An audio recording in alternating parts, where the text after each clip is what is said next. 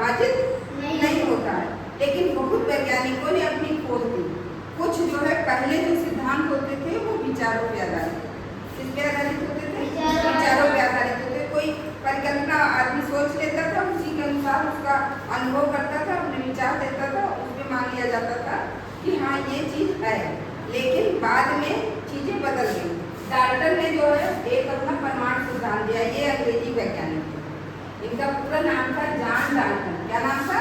John Dalton. इन्होंने 1808 ईस्वी में द्रव्य की संरचना तथा परमाणु की परिकल्पना की। इन्होंने द्रव्य की संरचना बताई, कोई पदार्थ है, कोई चीज है, उसकी संरचना बताई, और इन्होंने क्या किया? परमाणु की परिकल्पना अपने विचारों से दी। इनकी थ्योरी क्या थी?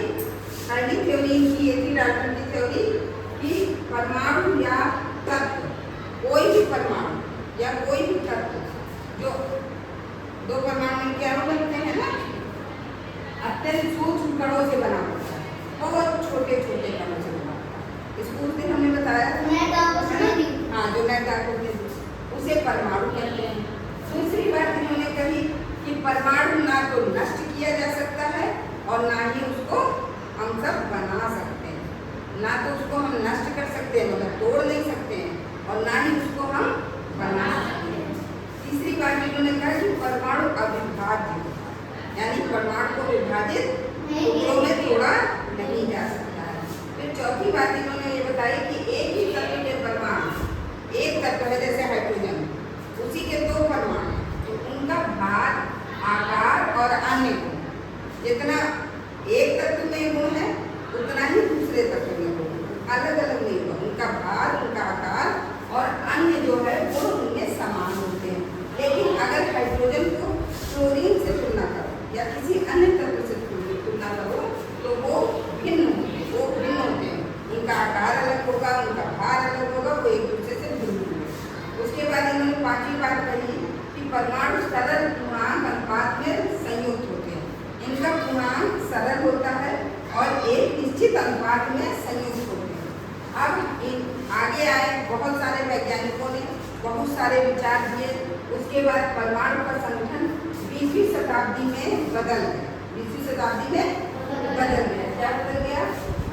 20वीं शताब्दी तक वैज्ञानिकों ने खोजा कि परमाणु विभाजित हो जाता है, यानी परमाणु को और छोटे टुकड़ों में तोड़ा जा सकता है। निश्चित संरचना होती है परमाणु की, एक निश्चित संरचना होती है जो कि हम बताएंगे, और अवयवी कण या मूल कण, उसका भी एक अवयवी कण या मूल कण होता है परमाणु। ठीक, अब क्या बताया इन्होंने? जैसे परमाणु की संरचना में परमाणु को बताया कि 3 प्रकार के होते हैं। कौन? 3 टुकड़ों में। कैसे? एक तो इलेक्ट्रॉन, दूसरा प्रोटॉन और तीसरा न्यूट्रॉन। कितने प्रकार के होते हैं परमाणु? 3 प्रकार। Electron, proton, neutron. इलेक्ट्रॉन ऋण आवेश से जुड़ता है, इस पर ऋण आवेश होता है। कौन सा आवेश? ऋण आवेश, निगेटिव। और प्रोटॉन पर धन आवेश होता है, यानी पॉजिटिव। ठीक, बिजली की आपकी निगेटिव और पॉजिटिव धारा में चलती है ना, तो इसी तरह। और ये जो है न्यूट्रॉन है आपका विद्युत उदासीन है, इसमें कोई भी आवेश नहीं होता, धन और ऋण दोनों नहीं होते हैं। ठीक है, ये उदासीन होता है, न्यूट्रल होता है, जिसको इंग्लिश में न्यूट्रल बोलते हैं। इलेक्ट्रॉन की खोज किसने की? जे थॉमसन ने की, वैज्ञानिक थे। इन्होंने इलेक्ट्रॉन की खोज की।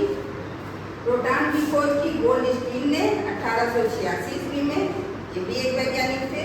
और न्यूट्रॉन की खोज जेम्स चैडविक ने की, ये भी एक वैज्ञानिक थे, ये भी एक वैज्ञानिक थे। अब क्या है? द्रव्यमान पे आते हैं।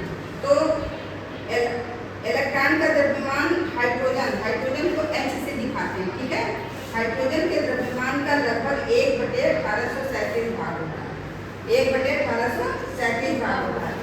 लेकिन प्रोटॉन का द्रव्यमान हाइड्रोजन के द्रव्यमान के बराबर है। इसी तरह न्यूट्रॉन का द्रव्यमान हाइड्रोजन के द्रव्यमान के बराबर है, यानी इन दोनों के द्रव्यमान हाइड्रोजन के द्रव्यमान के बराबर होते हैं।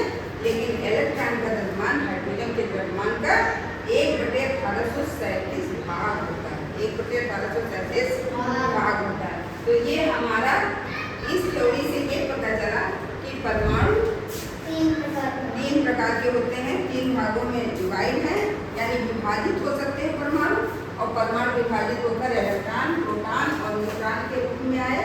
इनकी अलग